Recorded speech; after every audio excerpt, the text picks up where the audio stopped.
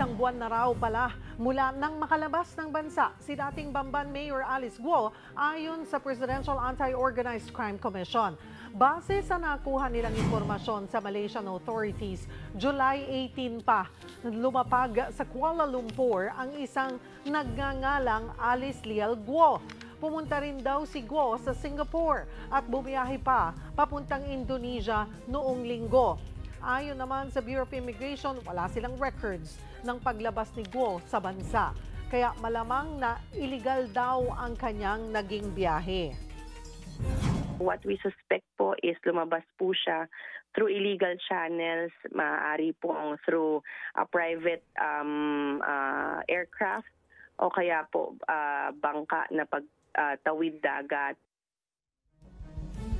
Sa puntong ito, magkakausap natin si PAOK spokesperson Winston John Casio. Magandang tanghali po sa inyo, sir.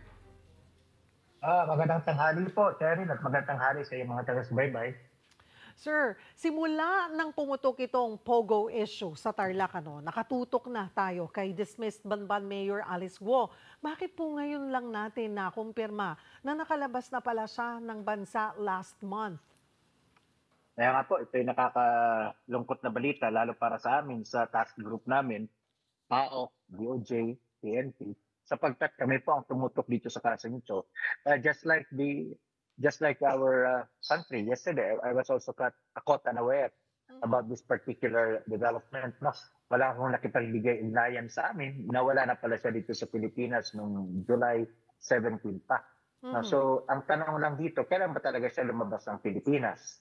Sapagkat yung representa kahapon nung privilege speech ni Senador Ontiveros na nanggaling di umano sa sources ng NBI ay lumipad siya from Denpasar to Malaysia noong July 17 at nakalapag sa Malaysia ng 18. Hindi natin alam kung kailan talaga siya lumabas ng Pilipinas. So, we're investigating now kasi talagang hindi siya lumabas dito sa ating mga immigration immigration channels. Sinabi po yung nga ng Bureau of Immigration na posibleng illegal yung paglabas ng bansa ni Guo. Pero sabi nga ni Senator Risa Ontiveros, sir, hindi niya ito magagawa kung walang tumutulong sa kanya na mga opisyal. What's your take on that? Well, for one, she would not have been able to do that. Tama po yun, kung mag-isa lang po siya. Talaga meron hong mga tumulong sa kanya rito para makalabas po ng Pilipinas. Pero hindi natin alam at this point kung sino pa. Kaya kung natin dapat malaman is ano po ba yung mode of transportation ng paglabas sa Pilipinas? So, is it through plane or through boat? Para malaman din po natin kung sino mga titinan natin mga ahensya o mga tao at mga lugar na iimbestigahan natin. Kung chartered flight siya or bangka or barko ang ginamit. Yes, we have to find that out. We don't even know that. Diyan magsimula ang ating initial na investigasyon kung paano siya nakalabas po dito. Opo. Sino ang tututok sa investigasyon po? At saan magsisimula kaya? Paano yun?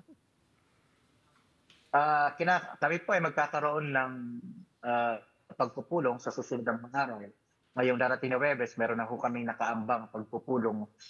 Regular ho namin pagpupulong ito sa task group po namin. So isa sa mga maging agenda namin ay itong magiging investigasyon po tungkol dito kay Alice Guo kung paano nga po nakalabas. Nakakalungkot po ito sapagkat ito ay dagdag na isipin at trabaho po sa amin. Kami nakafocus na sa pagpapile ng mga kaso laban sa kanila sa Bamban, yung Tunyuan kung saan si Alice Guo ay alkalde ng Bamban at saka yung Lapi South. Ngayon madadagdagan kami ng trabaho, yung paghahanap sa kanya doon sa ibang mga bansa kung saan man siya nandoon. Medyo naging mas masalimuot pero we're willing to take on the challenge. Simulan ho natin ito. So tatapusin ho natin ito hanggang sa kanyang logical and legal conclusion. Pero Mr. Casio, PAOK pa rin ba ang mag-iimbestiga on this or another agency like NBI? Ang PAOK naman po kasi ay isang coordinating body. No, kami ay kakaunti lamang pero bilang isang coordinating agency ay meron mo kaming kapangyarihan sa ilalim ng aming mandato na manawagan sa iba't ibang ahensya at gamitin ang kanilang mga resources through a simple coordination lamang po magmula sa aming chairman kay Is Bersamin pababa doon sa kung sino mang direktor or ahensya, kami makikipagtulungan. So, we'll keep a close watch on this development, Cheryl, kasi this is not a light matter. No?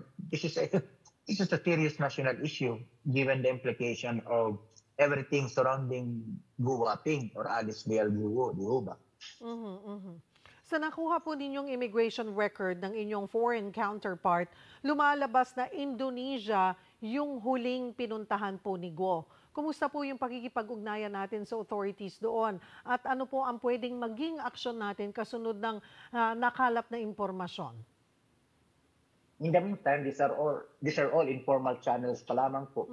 Just like when we were able to confirm yesterday after the privilege speak na diba nga po siya ng Malaysia, then pababa ng Batam. So these are all informal channels at this point.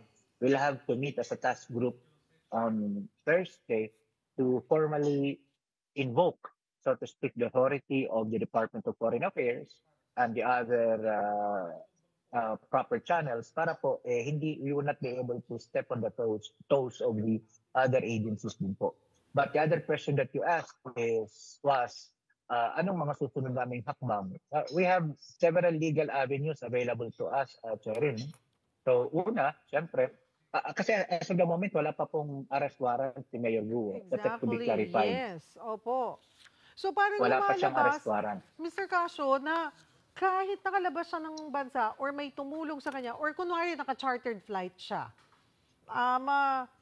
wala naman pong kakayahan or power yung kapitan, maybe, noon pong chartered flight na hindi siya, pwede niyang sabihin na itrabaho ko Para lang naman i-hold siya. yun. Opo, Na i-hold, opo. di ba?